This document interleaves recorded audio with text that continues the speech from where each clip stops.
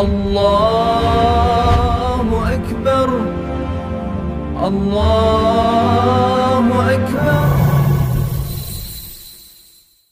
السلام علیکم پیارے دوستو، میں ہوں بابو جدون۔ کیا آپ جانتے ہیں کہ جنوبی کوریا میں آج 2,50,000 سے زیادہ مسلمان آباد ہیں؟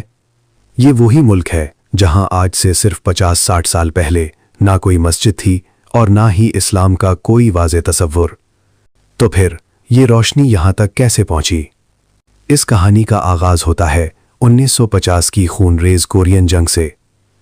بارود، تباہی اور لاشوں کے درمیان ایک قوم ایسی بھی تھی جو صرف ہتھیار لے کر نہیں آئی تھی بلکہ انسانیت بھی ساتھ لائی تھی۔ یہ تھے ترک سپاہی۔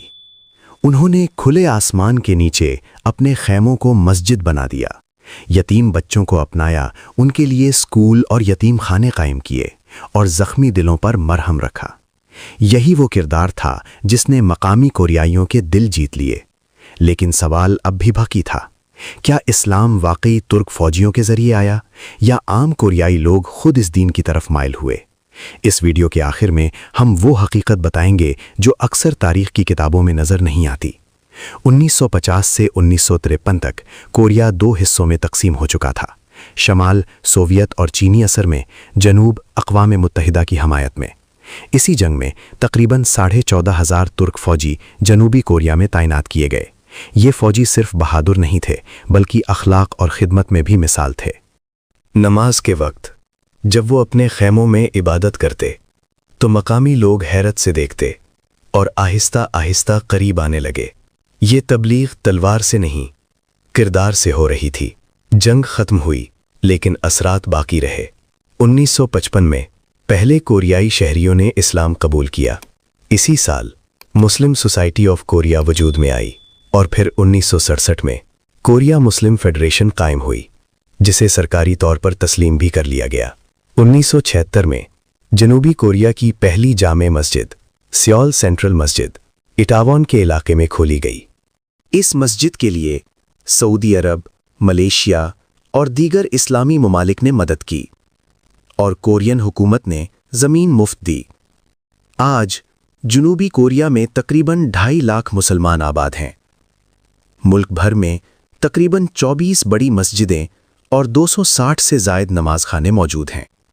ایٹیوان آج بھی مسلمانوں کا مرکز سمجھا جاتا ہے، جہاں ہر جمعے سینکڑوں نمازی جمع ہوتے ہیں۔ لیکن سچ یہ ہے کہ مسلمان یہاں آج بھی ایک ننھی سی اقلیت ہیں، آبادی کا صرف 0.2%۔ یہ معاشرہ زیادہ تر مسیحی اور کنفیوشس روایات پر قائم ہے، جہاں شراب نوشی عام ہے اور اسلام کو اکثر اجنبی سمجھا جاتا ہے۔ اسی وجہ سے مسلمانوں کو حجاب، نماز اور شناخت پر بدگمانی کا سامنا بھی کرنا پڑا۔ امام اے رحمان لی، جنہوں نے 1984 میں اسلام قبول کیا، بتاتے ہیں کہ دوست انہیں بار بار شراب پر مجبور کرتے تھے اور انکار پر حیران رہ جاتے تھے۔ 2007 کے افغان ہائی جیکنگ واقعے کے بعد تو مسجد کے باہر پولیس تک تعینات کر دی گئی تاکہ کسی ممکنہ رد عمل سے بچا جا سکے۔ ایک مقامی خاتون صفیہ کونگ کہتی ہیں، شروع میں میرے لیے اسلام صرف 9/11 اور دہشت گردی تھا، لیکن جب میں نے خود تحقیق کی تو اسلام نے مجھے اپنی طرف کھینچ لیا۔ یہاں ہم نے ایک بڑی غلطی کی، ہم نے صرف خوف دیکھا لیکن حقیقت کو نظر انداز کر دیا۔ اصل حقیقت یہ ہے کہ اسلام یہاں جنگ کے ذریعے نہیں بلکہ انسانیت کے ذریعے آیا۔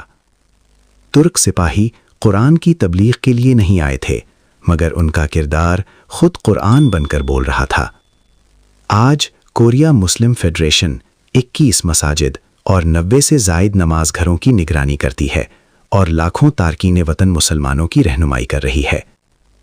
تو نتیجہ بالکل واضح ہے، جنوبی کوریا میں اسلام نہ کسی سیاسی سازش کا نتیجہ ہے، نہ کسی جارحیت کا، یہ محبت، خدمت اور کردار کا ثمر ہے۔ آخر میں ایک سوال، اگر جنگ جیسے اندھیروں میں انسانیت کا چراغ جل سکتا ہے تو ہم اپنے معاشروں میں نفرت کے سائے میں محبت کی روشنی کیوں نہیں جلا سکتے؟ اگر آپ ایسی مزید حقیقی اور چونکا دینے والی کہانیاں دیکھنا چاہتے ہیں تو ویڈیو کو لائک کریں، شیئر کریں اور فیکٹ فائنڈر کو سبسکرائب کریں۔ کمنٹ میں ضرور لکھیں، اسلام ہر جگہ زندہ ہے۔ اللہ حافظ پیارے دوستو۔